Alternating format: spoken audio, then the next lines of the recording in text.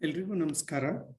ನಾನು doctor BR Gangadharaiah, ಸಹಾಯಕ ಪ್ರಾಧ್ಯಾಪಕ, ಸರ್ಕಾರಿ ಪ್ರಥಮ ದರ್ಜೆ ಕಾಲೇಜು, ಗೌರಿಬಿದನೂರು. ಇಂದಿನ ಈ ಒಂದು ವಿಡಿಯೋದಲ್ಲಿ ನಾನು ಬೆಂಗಳೂರು ಉತ್ತರ ವಿಶ್ವವಿದ್ಯಾಲಯಕ್ಕೆ ಸಂಬಂಧಿಸಿದಂತಹ BA ಅಂತಿಮ ವರ್ಷದ 5ನೇ ಸೆಮಿಸ್ಟರ್ನ ಆಧುನಿಕ ಭಾರತದ ಚರಿತ್ರೆಯ ಪಠ್ಯವಾದಂತಹ ಕ್ವಿಟ್ ಇಂಡಿಯಾ ಚಳುವಳಿಯ ಬಗ್ಗೆ ನಾನು ಇಂದು ನಿಮ್ಮೊಂದಿಗೆ ಚರ್ಚಿಸಲಿದ್ದೇನೆ. ಕ್ವಿಟ್ ಇಂಡಿಯಾ ಚಳುವಳಿ ಅಥವಾ ಭಾರತ ಬಿಟ್ಟು ತೊಲಗಿ ಎನ್ನುವಂತಹ ಒಂದು ಚಳುವಳಿಯ ಬಗ್ಗೆ ನಾನು ಮಾತನಾಡಲಿದ್ದೇನೆ.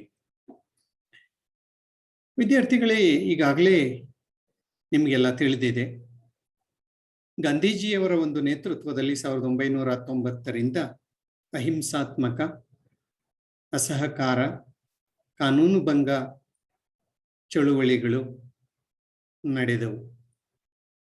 ಗಾಂಧೀಜಿಯವರ ನೇತೃತ್ವದಲ್ಲಿ ನಡೆದ ಚಳುವಳಿಗಳು ಅಹಿಂಸಾತ್ಮಕವಾಗಿದ್ದವು, ಸತ್ಯಾಗ್ರಹ ಪೂರಕವಾಗಿದ್ದವು ಮತ್ತು ಜನಸಾಮೂಹಿಕ ಚಳುವಳಿಗಳಾಗಿದ್ದವು.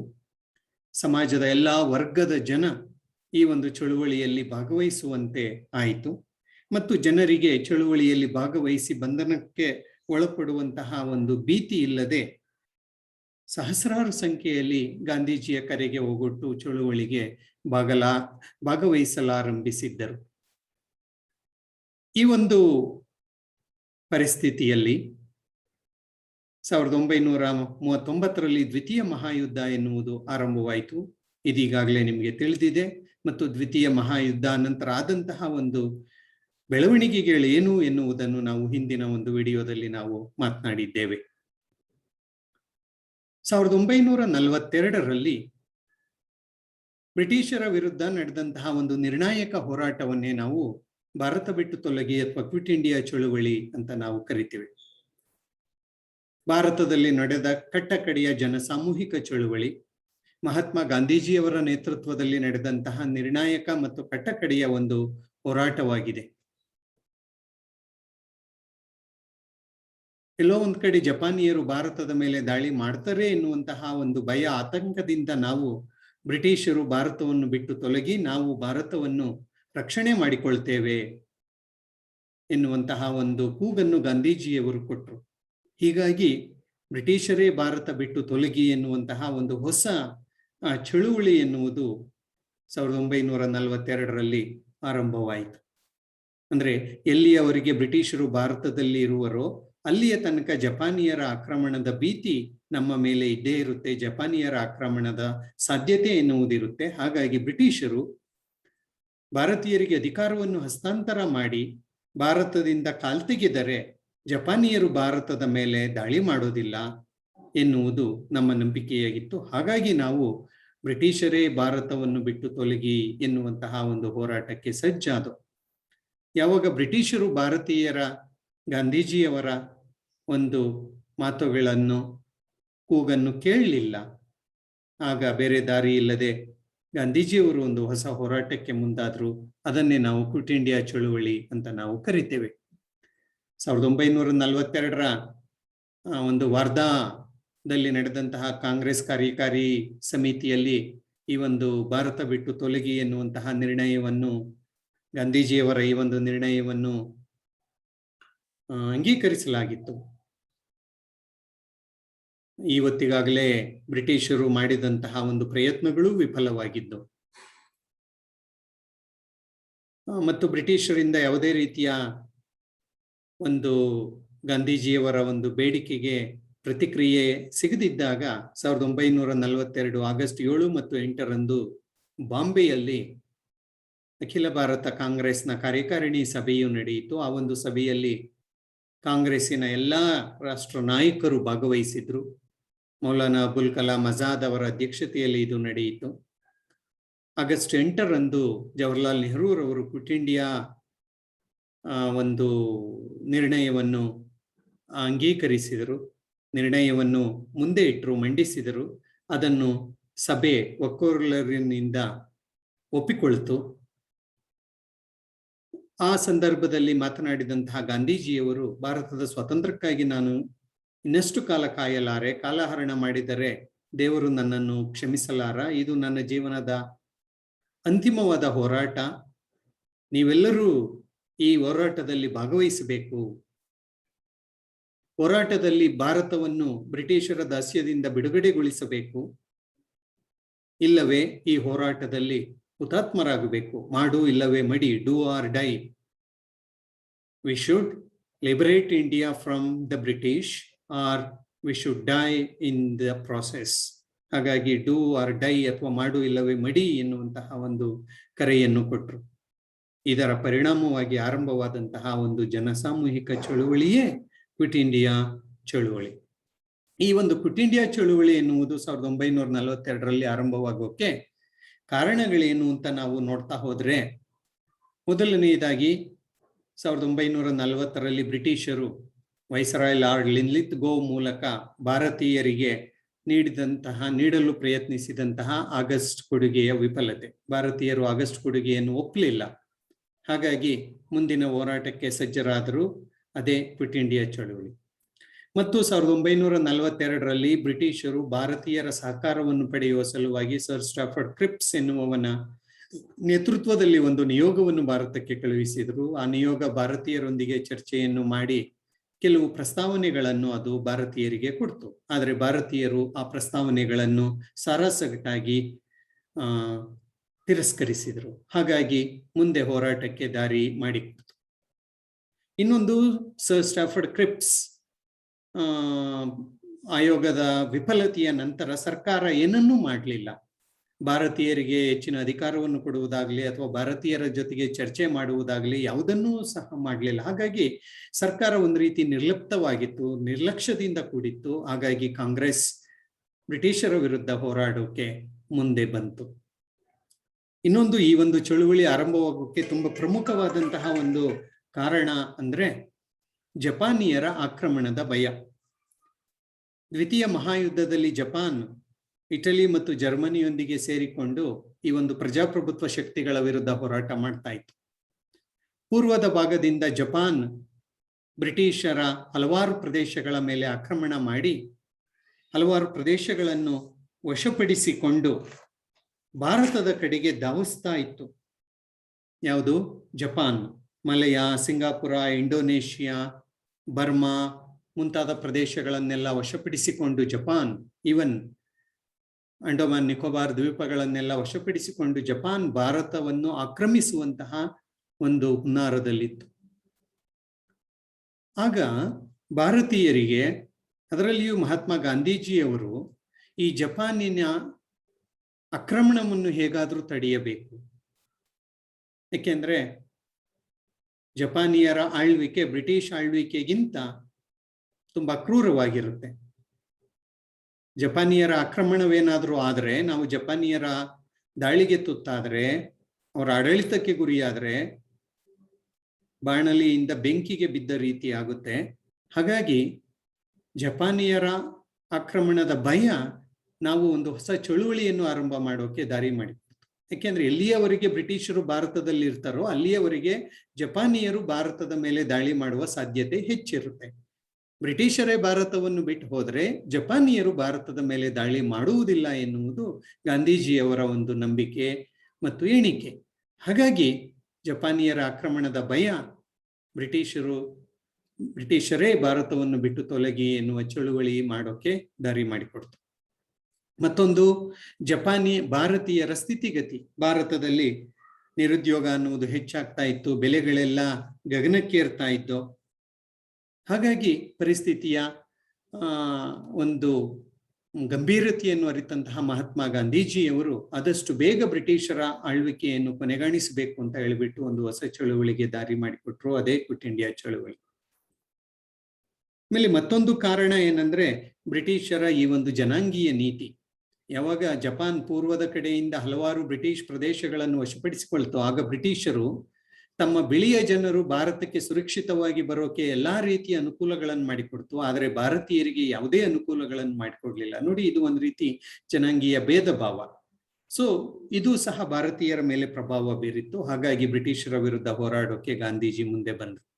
ಸೊ ಹೀಗೆ ಬ್ರಿಟಿಷರು ಭಾರತದಿಂದ ಶಾಂತಿಯುತವಾಗಿ ವ್ಯವಸ್ಥಿತವಾಗಿ ಹೊರ ಹೋದ್ರೆ ಆಂತರಿಕವಾಗಿ ಯಾವುದೇ ರೀತಿಯ ಒಂದು ಅರಾಜಕತೆ ಎನ್ನುವುದು ಉಂಟಾಗೋದಿಲ್ಲ ಮತ್ತು ವಿದೇಶಿ ದಾಳಿಯಿಂದ ನಾವು ರಕ್ಷಣೆಯನ್ನು ಪಡೆಯಬಹುದು ಎನ್ನುವ ಒಂದು ಗಾಂಧೀಜಿಯವರ ಲೆಕ್ಕಾಚಾರದಿಂದ ಈ ಒಂದು ಹೋರಾಟಕ್ಕೆ ದಾರಿ ಮಾಡಿಕೊಡ್ತು ಅಂತ ನಾವು ಹೇಳ್ಬೋದು. ಸೊ ಇವೆಲ್ಲ ಕ್ವಿಟ್ ಇಂಡಿಯಾ ಚಳುವಳಿಗೆ ಕಾರಣಗಳು ಅಂತ ನಾವು ಹೇಳಬಹುದು.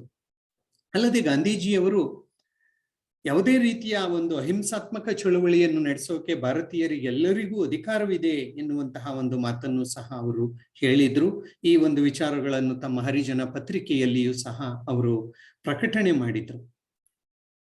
ಬಾಂಬೆಯಲ್ಲಿ ನಡೆದಂತಹ ಕಾರ್ಯಕಾರಿಣಿ ಸಮಿತಿ ಸಭೆಯಲ್ಲಿ ಅವರು ಹಲವಾರು ರೀತಿಯಲ್ಲಿ ಚಳುವಳಿಯಲ್ಲಿ ಪಾಲ್ಗೊಳ್ಳೋಕೆ ಕರೆಯನ್ನು ಕೊಟ್ಟರು. ಟಿಕೆಟ್ ರಹಿತ ಪ್ರಯಾಣ ಇರ್ಬೋದು, ರೈಲು ಸಂಚಾರ ತಡೆಯೋದಿರ್ಬೋದು, ಅಹಿಂಸಾತ್ಮಕವಾಗಿ ಶಾಲಾ ಕಾಲೇಜುಗಳಿಂದ ವಿದ್ಯಾರ್ಥಿಗಳು ಹೊರಬರೋದಿರ್ಬೋದು ಅಥವಾ ಕಾರ್ಮಿಕರು ಹೊರಬರೋದಿರ್ಬೋದು, ಕರ ನಿರಾಕರಣೆ ಇರ್ಬೋದು, ಸವಿನಯವಾಗಿ ಕಾನೂನು ಭಂಗ ಮಾಡೋದಿರ್ಬೋದು, ಹೀಗೆ ಹಲವಾರು ರೀತಿಯಲ್ಲಿ ಚಳುವಳಿಯನ್ನು ಮಾಡಬಹುದು ಅಂತ ಹೇಳಿಬಿಟ್ಟು ಅವರು ಈಗಾಗಲೇ ತಮ್ಮ ಒಂದು ಪತ್ರಿಕೆಯಲ್ಲಿ ಬರೆದಿದ್ರು. 1942 ಆಗಸ್ಟ್ 7 ಮತ್ತು 8ರಂದು ನಡೆದ ಕಾರ್ಯಕಾರಿಣಿ ಸಭೆ ಮುಕ್ತಾಯವಾಯಿತು. ಚಳುವಳಿಯನ್ನು ಮಾಡೋಕೆ ಗಾಂಧೀಜಿಗೆ ಸಂಪೂರ್ಣವಾದಂತಹ ಒಂದು ಸ್ವತಂತ್ರವನ್ನು ನೀಡಲಾಯಿತು. ಚಳುವಳಿಯು ಗಾಂಧೀಜಿಯವರು ಜನರಿಗೆ ಡೂ ಆರ್ ಡೈ, ಮಾಡು ಇಲ್ಲವೇ ಮಡಿ, ನಾವೆಲ್ಲರೂ ಹೋರಾಡೋಣ ಅನ್ನುವಂತಹ ಒಂದು ಕರೆಯನ್ನು ಸಹ ನೀಡಿದರು. ಆದರೆ 1942 ಆಗಸ್ಟ್ 9ರ ಮುಂಜಾವು ಬೆಳಗ್ಗೆ 3 ಗಂಟೆಗೇನೆ ಸರ್ಕಾರ ತಕ್ಷಣವಾಗಿ ಕಾರ್ಯಪ್ರವೃತ್ತವಾಗಿ ಮುಂಬೈಯಲ್ಲೇ ಇದ್ದಂತಹ ಎಲ್ಲಾ ರಾಷ್ಟ್ರ ಮಟ್ಟದ ಕಾಂಗ್ರೆಸ್ ನಾಯಕರುಗಳನ್ನು ಬಂಧಿಸಿ ಬಿಡ್ತು. ಗಾಂಧೀಜಿ, ನೆಹರು, ಪಟೇಲ್ ಎಲ್ಲಾ ನಾಯಕರುಗಳನ್ನು ಬಂಧಿಸಿ ಬಿಡ್ತು. ನಾಯಕರುಗಳನ್ನು ಬಂಧಿಸಿದ್ದಷ್ಟೇ ಅಲ್ಲದೆ ಕಾಂಗ್ರೆಸ್ ಅನ್ನು ಕಾನೂನು ಬಾಹಿರ ಸಂಸ್ಥೆ ಅಂತ ಘೋಷಣೆ ಮಾಡ್ತು. It was declared as N illegal association. Congress ಕಚೇರಿಗಳಿಗೆ ಬೀಗ ಮುದ್ರೆ ಹಾಕಲಾಯಿತು. ದೇಶಾದ್ಯಂತ ಕಾಂಗ್ರೆಸ್ ಕಾರ್ಯಕರ್ತರ ಮೇಲೆ ಕ್ರಮ ಕೈಗೊಳ್ಳಲಾಯಿತು, ನಾಯಕರುಗಳನ್ನು ಬಂಧಿಸಲಾಯಿತು. ಯಾವಾಗ ಗಾಂಧೀಜಿ ಮತ್ತು ಇತರೆ ನಾಯಕರ ಬಂಧನದ ಸುದ್ದಿ ಜನರಿಗೆ ದೇಶಾದ್ಯಂತ ಹಬ್ಬಿತು, ತಿಳಿಯಿತು, ಆಗ ಜನರೇ ತಮಗೆ ತೋಚಿದ ರೀತಿಯಲ್ಲಿ ಹೋರಾಟಕ್ಕಿಳಿದರು. ಯಾವುದೇ ನಾಯಕನಿಲ್ಲದೆ, ಯಾವುದೇ ರೀತಿಯ ಸಿದ್ಧತೆ ಇಲ್ಲದೆ, ಯಾವುದೇ ರೀತಿಯ ತಂತ್ರಗಾರಿಕೆ ಇಲ್ಲದೆ, ಯಾವುದೇ ರೀತಿಯ ಮಾರ್ಗದರ್ಶನವಿಲ್ಲದೆ ಜನರು ತಮಗೆ ತೋಚಿದ ರೀತಿಯಲ್ಲಿ ಹೋರಾಟಕ್ಕಿಳಿದರು. ಕಾರ್ಮಿಕರು ಕಾರ್ಖಾನೆಗಳನ್ನು ಬಿಟ್ಟು ಹೊರಬಂದ್ರು, ಚಳುವಳಿಯಲ್ಲಿ ಇಳಿದ್ರು. ವಿದ್ಯಾರ್ಥಿಗಳು ಶಾಲಾ ಕಾಲೇಜುಗಳಿಂದ ಚಳುವಳಿಗಿಳಿದ್ರು. ರೈತರು ಚಳುವಳಿಗೆ ಇಳಿದರು. ಮಹಿಳೆಯರು, ಮಕ್ಕಳು ಸೇರಿದಂತೆ ಎಲ್ಲರೂ ಚಳುವಳಿಯಲ್ಲಿ ಭಾಗವಹಿಸಲಾರಂಭಿಸಿದರು. ಪ್ರದರ್ಶನಗಳು, ಪ್ರತಿಭಟನೆಗಳು, ಹರತಾಲಗಳು, ಪ್ರಭಾತ್ ಫೇರಿಗಳು ಇವೆಲ್ಲವೂ ದೇಶಾದ್ಯಂತ ಸಾಮಾನ್ಯವಾಗಿ ನಡೆಯಲು ಆರಂಭವಾದವು. ಕಾರ್ಮಿಕರ ಮುಷ್ಕರಗಳು ಎಲ್ಲೆಡೆ ಕಂಡು ಬಂದು ಈ ಚಳುವಳಿಗಾರರು ಹಿಂಸಾ ಮಾರ್ಗವನ್ನು ತುಳಿದರು. ಜನರು ದಂಗೆಯ ರೀತಿಯಲ್ಲಿ ಚಳುವಳಿಯಲ್ಲಿ ಪಾಲ್ಗೊಂಡ್ರು. ಸರ್ಕಾರಿ ಕಚೇರಿಗಳ ಮೇಲೆ ದಾಳಿ ಮಾಡಿದರು. ಸರ್ಕಾರಿ ಖಜಾನೆಯನ್ನು ಲೂಟಿ ಮಾಡಿದರು. ರೈಲ್ವೆ ಸ್ಟೇಷನ್ಗಳಿಗೆ ಬೆಂಕಿ ಹಾಕಿದರು. ರೈಲ್ವೆ ಹಳಿಗಳನ್ನು ಕಿತ್ತಾಕಿದರು. ಟೆಲಿಫೋನ್, ಟೆಲಿಗ್ರಾಫ್ ತಂತಿಗಳನ್ನು ಹಾಳು ಮಾಡಿದರು. ಕರ ನಿರಾಕರಣೆ ಮಾಡಿದರು. ರೈತರು ಕಂದಾಯ ಕೊಡೋದಿಲ್ಲ, ತೆರಿಗೆ ಕೊಡೋದಿಲ್ಲ ಅಂತ ಹೇಳಿಬಿಟ್ಟು ಕರ ನಿರಾಕರಣೆ ಮಾಡಿದರು.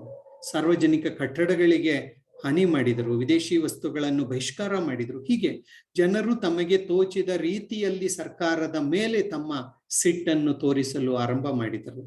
ಹಿಂಸಾತ್ಮಕವಾಗಿ ಚಳುವಳಿ ಆರಂಭವಾಯಿತು. ಆಗಸ್ಟ್ 11 ಮತ್ತು 12ರಂದು ದೆಹಲಿಯಲ್ಲಿ 47 ಕಡೆ ಗೋಲಿಬಾರ್ ಆಯಿತು ಪ್ರತಿಭಟನಾಕಾರರ ಮೇಲೆ. ಅದರಲ್ಲಿ 76 ಜನರು ಸತ್ರು, ಹಲವರು ಗಾಯಗೊಂಡ್ರು. ಇದು ದೆಹಲಿಯಲ್ಲಿ ನಡೆದ 2 ದಿನ ನಡೆದಂತಹ ಒಂದು ಘಟನೆಯ ಒಂದು ಚಿತ್ರ. ನೀವು ದೇಶಾದ್ಯಂತ ಹೇಗೆ ಚಳುವಳಿ ನಡೆಯಿತು ಎನ್ನುವುದನ್ನು ನೀವು ಊಹೆ ಮಾಡ್ಕೊಳ್ಳಿ, ಅರ್ಥ ಮಾಡ್ಕೊಳ್ಳಿ. ಕ್ವಿಟ್ ಇಂಡಿಯಾ ಚಳುವಳಿಯ ಕಾಲದಲ್ಲಿ ನಡೆದಂತಹ ಒಂದು ಪ್ರತಿಭಟನಾ ಮೆರವಣಿಗೆಯ ಒಂದು ಚಿತ್ರ ಇದು, ಲಾಠಿ ಚಾರ್ಜ್ನ ಒಂದು ಚಿತ್ರ ಇದು. ಸೊ ಯಾವಾಗ ಭಾರತಾದ್ಯಂತ ಚಳುವಳಿ ಆರಂಭವಾಯಿತು, ಸಹಸ್ರಾರು ಸಂಖ್ಯೆಯಲ್ಲಿ ಜನರು ಚಳುವಳಿಯಲ್ಲಿ ಪಾಲ್ಗೊಂಡ್ರು, ಹಿಂಸಾ ಮಾರ್ಗವನ್ನು ಅನುಸರಿಸಿದರು. ಸರ್ಕಾರ ತಕ್ಷಣ ಕಾರ್ಯಪ್ರವೃತ್ತವಾಯಿತು, ಸರ್ಕಾರಕ್ಕೆ ಎಚ್ಚರವಾಯಿತು.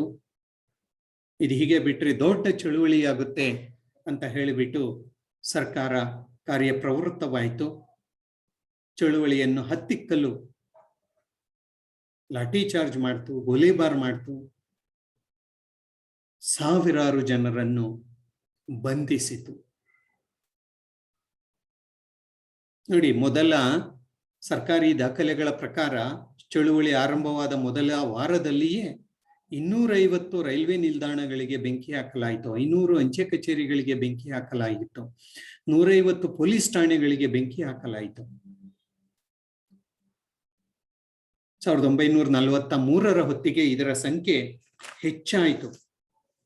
ದೊಡ್ಡ ಪ್ರಮಾಣದಲ್ಲಿ ಜನರು ಈ ರೈಲ್ವೆ ನಿಲ್ದಾಣಗಳನ್ನು ಧ್ವಂಸ ಮಾಡೋದು, ಅಂಚೆ ಕಚೇರಿಗಳನ್ನು ಧ್ವಂಸ ಮಾಡೋದು, ಖಜಾನೆಗಳನ್ನು ಲೂಟಿ ಮಾಡೋದು, ಸರ್ಕಾರದ ಕಚೇರಿಗಳನ್ನು ಲೂಟಿ ಮಾಡೋದು, ಹಾಳು ಮಾಡೋದು, ಬೆಂಕಿ ಇಡೋದು, ಇದು ದೊಡ್ಡ ಪ್ರಮಾಣದಲ್ಲಿ ನಡೆಯಿತು.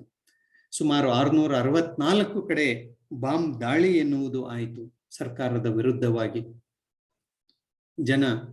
ಲಕ್ಷಾಂತರ ಜನರನ್ನು ಬಂಧಿಸಿತು. 10,000ಕ್ಕೂ ಹೆಚ್ಚು ಜನ ಈ ಒಂದು ಹೋರಾಟದಲ್ಲಿ ಪೊಲೀಸರ ದಾಳಿಗೆ ತುತ್ತಾಗಿ ಅಸುನೀಗಿದರು. ಸಾವಿರಾರು ಜನರ ಮೇಲೆ ದೇಶದ್ರೋಹಿ ಕಾನೂನಿನ ಅಡಿಯಲ್ಲಿ ಬಂಧಿಸಿ ಅವರಿಗೆ ವಿವಿಧ ರೀತಿಯ ಶಿಕ್ಷೆಯನ್ನು ನೀಡಲಾಯಿತು. ಭಾರತಾದ್ಯಂತ ಎಲ್ಲೆಡೆ ಈ ಒಂದು ಚಳುವಳಿ ಬಹುದೊಡ್ಡ ಪ್ರಮಾಣದಲ್ಲಿ ನಡೆಯಿತು. ಅದರಲ್ಲಿಯೂ ಪೂನಾ, ಬಾಂಬೆ, ನಾಸಿಕ್, ಸತಾರಾಗಳಲ್ಲಿ ಚಳುವಳಿ ತೀವ್ರವಾಗಿತ್ತು. ಕರ್ನಾಟಕದಲ್ಲಿಯೂ ಸಹ ನಾವು ಕ್ವಿಟ್ ಇಂಡಿಯಾ ಚಳುವಳಿಯ ಕಾಲದಲ್ಲಿ ಶಿವಮೊಗ್ಗ ಜಿಲ್ಲೆಯ ಈಸೂರಿನಲ್ಲಿ ನಡೆದಂತಹ ಒಂದು ಘಟನೆಯನ್ನು ನಾವು ಇಲ್ಲಿ ಜ್ಞಾಪಕ ಮಾಡಿಕೊಳ್ಳಬಹುದು. ಈಸೂರಿನ ಜನ ಗಾಂಧೀಜಿಯ ಕರೆಗೆ ಹೋಗೊಟ್ಟು ಚಳುವಳಿಯಲ್ಲಿ ಭಾಗವಹಿಸಿ ತಮ್ಮ ಗ್ರಾಮವನ್ನು ಸ್ವತಂತ್ರ ಗ್ರಾಮ ಅಂತ ಘೋಷಣೆ ಮಾಡಿಕೊಂಡು ಚಳುವಳಿಗೆ ಇಳಿದ್ರು. ಅಲ್ಲಿ ಹಿಂಸೆ ಹೇಗಾಯಿತು ಅಂತ ನಿಮಗೆ ತಿಳಿದಿದೆ. ಸೊ ಹೀಗೆ ಭಾರತಾದ್ಯಂತ ಚಳುವಳಿ ದೊಡ್ಡ ಪ್ರಮಾಣದಲ್ಲಿ ನಡೆಯಿತು. 1943 ಹೊತ್ತಿಗೆ ಸುಮಾರು 538 ಕಡೆ ಗೋಲಿಬಾರ್ ನಡೆದಿತ್ತು. 664 ಕಡೆ ಬಾಂಬ್ ದಾಳಿಯಾಗಿತ್ತು. ಸುಮಾರು 3500 ಕಡೆ ಟೆಲಿಗ್ರಾಫ್ ಮತ್ತು ಟೆಲಿಫೋನ್ ತಂತಿಗಳನ್ನು ಕತ್ತರಿಸಿದ ಪ್ರಕರಣಗಳಿದ್ದು, ಬಂಗಾಳ, ನಾಗಪುರ, ಗುಂಟೂರು, ವಿಜಯವಾಡ, ದೆಹಲಿ, ಮದ್ರಾಸ್ ಎಲ್ಲೆಡೆ ಚಳುವಳಿ ತುಂಬಾ ವಿಸ್ತೃತವಾಗಿ ನಡೆಯಿತು. ಪತ್ರಿಕೆಗಳ ಮೇಲೆ ನಿರ್ಬಂಧವನ್ನು ಹೇರಲಾಗಿತ್ತು. ಆದರೂ ಜನ ಈ ಒಂದು ಚಳುವಳಿಯಲ್ಲಿ ಭಯಭೀತಿ ಇಲ್ಲದೆ ಪಾಲ್ಗೊಂಡರು.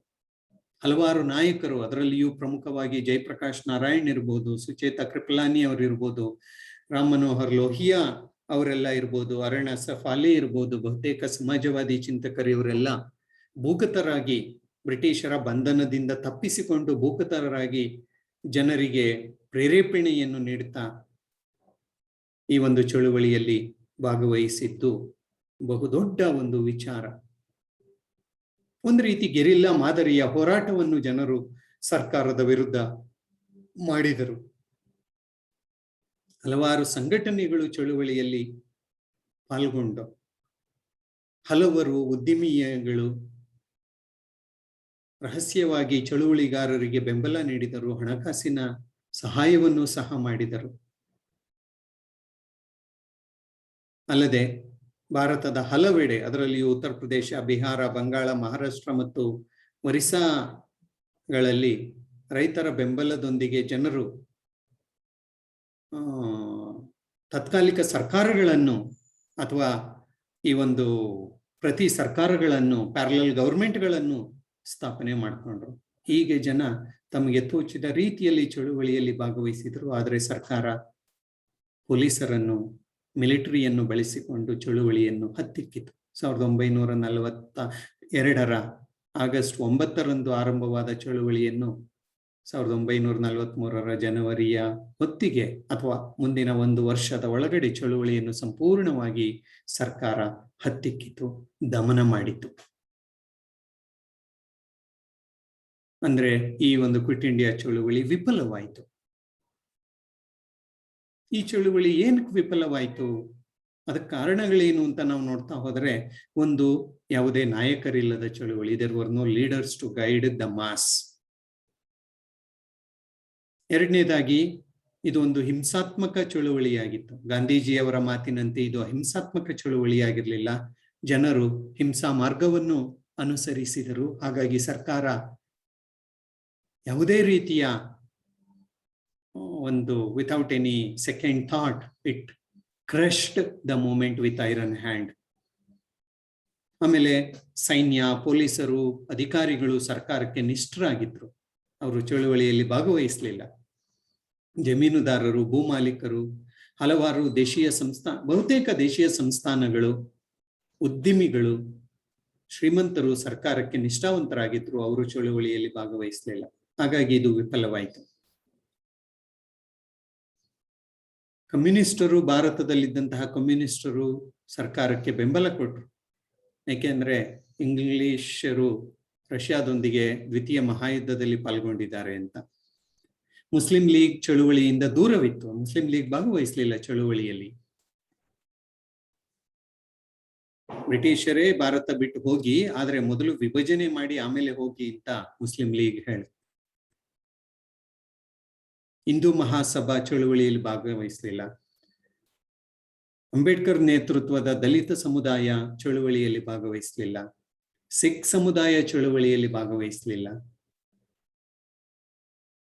ಹಾಗಾಗಿ ಈ ಚಳುವಳಿ ವಿಫಲವಾಯಿತು. ಎಲ್ಲಕ್ಕಿಂತ ಮಿಗಿಲಾಗಿ ಈ ಚಳುವಳಿ ವಿಫಲವಾಗೋಕ್ಕೆ ತುಂಬಾ ಪ್ರಮುಖವಾದ ಕಾರಣ ಅಂದ್ರೆ ಸರ್ಕಾರದ ದೈತ್ಯ ಶಕ್ತಿ. ಸಂಪರ್ಕ ಮಾಧ್ಯಮಗಳನ್ನು, ಖಜಾನೆಯನ್ನು ಮತ್ತು ಸೈನ್ಯವನ್ನು, ಪೊಲೀಸರನ್ನು ಬ್ರಿಟಿಷರು ಉತ್ತಮವಾಗಿ ಬಳಸಿಕೊಂಡು ಚಳುವಳಿಯನ್ನು ಹತ್ತಿಕ್ಕಿದರು. ಹಾಗಾಗಿ ಚಳುವಳಿ ವಿಫಲವಾಯಿತು ಅಂತ ನಾವು ಹೇಳಬಹುದು. ಆದರೆ ಈ ಚಳುವಳಿಯನ್ನು ವಿಫಲವಾಯಿತು, ಆದರೆ ಜನರ ರಾಷ್ಟ್ರೀಯತೆಯನ್ನು, ಜನರ ದೇಶಭಕ್ತಿಯನ್ನು ಪ್ರಪಂಚದ ಮುಂದೆ ಈ ಚಳುವಳಿ ತೋರಿಸಿತು. ಬ್ರಿಟಿಷರ ವಿರುದ್ಧ ನಾವು ಯಾವುದೇ ರೀತಿಯ ಹೋರಾಟಕ್ಕೆ ಸಿದ್ಧ ಎನ್ನುವಂತಹ ಒಂದು ಮಾತನ್ನು ಈ ಚಳುವಳಿಯ ಮೂಲಕ ಜನರು ತೋರಿಸಿದರು.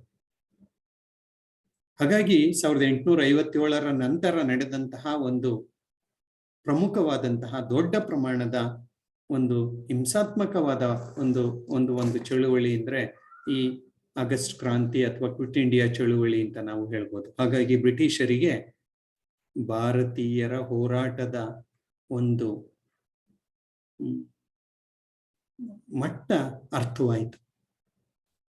ಭಾರತೀಯರ ಏಕತೆ, ಐಕ್ಯತೆ ಇಲ್ಲಿ ಪ್ರದರ್ಶನವಾಯಿತು. ಇದಾದ ನಂತರ ಬ್ರಿಟಿಷರು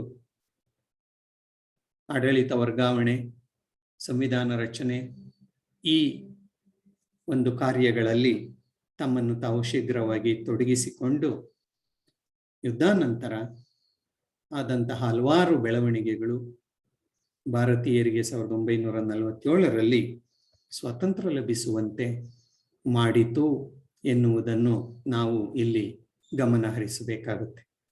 ಸೊ ಇಂದು ನಾನು ಮಾಡಿದ ಚರ್ಚೆ ಕ್ವಿಟ್ ಇಂಡಿಯಾ ಚಳುವಳಿ. ಧನ್ಯವಾದಗಳು.